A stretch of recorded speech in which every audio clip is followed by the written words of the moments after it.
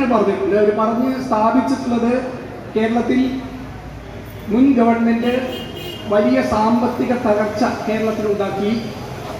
കേരള കടക്കണിയിലാണ്. മുഖ്യമന്ത്രിയുടെ വാക്കിൽ പറഞ്ഞാൽ പൂച്ച പെറ്റുകിടക്കുന്ന ഇടമാണ് ഖജനാവ് എന്നാണ് അദ്ദേഹം പറഞ്ഞത്. അത്രയും മോശാവസ്ഥയിലാണ് കേരളത്തെ ഭരിച്ച് മുടിച്ച് LDF ഗവൺമെൻറ് പോയത് എന്നാണ് അദ്ദേഹം പറഞ്ഞത്.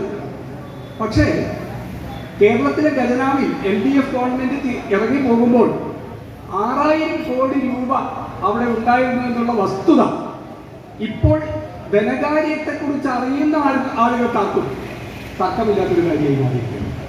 6000 കോടി രൂപ ബാക്കി വെച്ചാണ് LDF ഗവൺമെൻറ് ഇറങ്ങിപ്പോയത്. അപ്പോൾ ഫണ്ട് ഇല്ലാത്തത് കൊണ്ടാണ് ഇത് കൊടുക്കാത്തതെന്ന് പറയുന്നതിൽ യാതൊരു കഴമ്പുമില്ല. നമ്മുടെ അധികാര കേന്ദ്രങ്ങളിൽ കേന്ദ്ര ഗവൺമെന്റ്, സംസ്ഥാന ഗവൺമെന്റ്, അത് കഴിഞ്ഞാൽ തദ്ദേശ സ്വയംഭരണ ഗവൺമെന്റാണിത്, പഞ്ചായത്ത്, മുനിസിപ്പാലിറ്റി.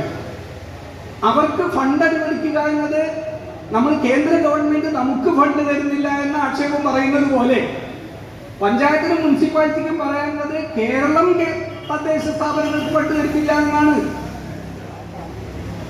നമ്മുടെ UDF ഭരിക്കുന്ന പഞ്ചായത്തും മുനിസിപ്പാലിറ്റിയും അത് പറയാത്തത് രാഷ്ട്രീയമായ കാരണങ്ങൾ കൊണ്ടാവും. പക്ഷെ ഭരണത്തിലേറി എത്ര നാൾ നിങ്ങൾക്ക് മുൻ ഗവൺമെന്റിനെ കുറ്റം പറഞ്ഞിരിക്കാനാവും? എത്ര നാൾ നിങ്ങൾക്ക് മുൻ മുനിസിപ്പാലിറ്റിയെ കുറ്റം പറഞ്ഞിരിക്കാനാവും? കാര്യങ്ങൾ ജനങ്ങളുടെ മുമ്പിൽ വരില്ലേ? ഒരു വഴിയിലൂടെ അല്ലെങ്കിൽ മറ്റൊരു വഴിയിലൂടെ സത്യം പുറത്തു വരില്ലേ? സത്യം ഇതല്ലേ? സംസ്ഥാന ഗവൺമെന്റ് 3000 കോടിയോളം രൂപ നൽകാതിരുന്നതിന്റെ പ്രതിസന്ധിയല്ലേ തദ്ദേശ സ്വയംഭരണ സ്ഥാപനങ്ങളിൽ? അത് ഞങ്ങൾ ഭരിക്കുന്ന സ്ഥാപനമായാലും UDF ഭരിക്കുന്ന സ്ഥാപനമായാലും ആര് ഭരിക്കുന്ന സ്ഥാപനമായാലും കേരളത്തിൽ ഫേസ് ചെയ്യുന്നത് അത് ഒരു പൊതു പ്രശ്നമല്ലേ? ഞങ്ങൾ ആവശ്യപ്പെടുന്നത് LDF-ലോ UDF-ലോ ഉള്ള മുൻ ജനപ്രതിനിധികളാകെ കേരളത്തെ കുതിപ്പിലേക്ക് നയിച്ച ഈ പ്രസ്ഥാനത്തെ തകർക്കാൻ കൂട്ടുനിൽക്കരുത്. ജനകീയാസൂത്രണത്തിന്റെ ഭാഗമായി പ്രവർത്തിച്ച മുൻ ജനപ്രതിനിധികളാകെ ചേർന്ന് ഇതിലൊരു വലിയ പ്രസ്ഥാനത്തിന് രൂപം കൊടുക്കണം.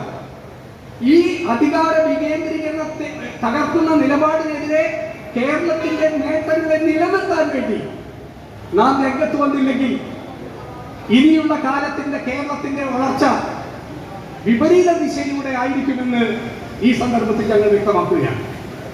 അവരുടെ The pleasure of personal banking. Mannarkad Rural Service Sahakaranam Bank.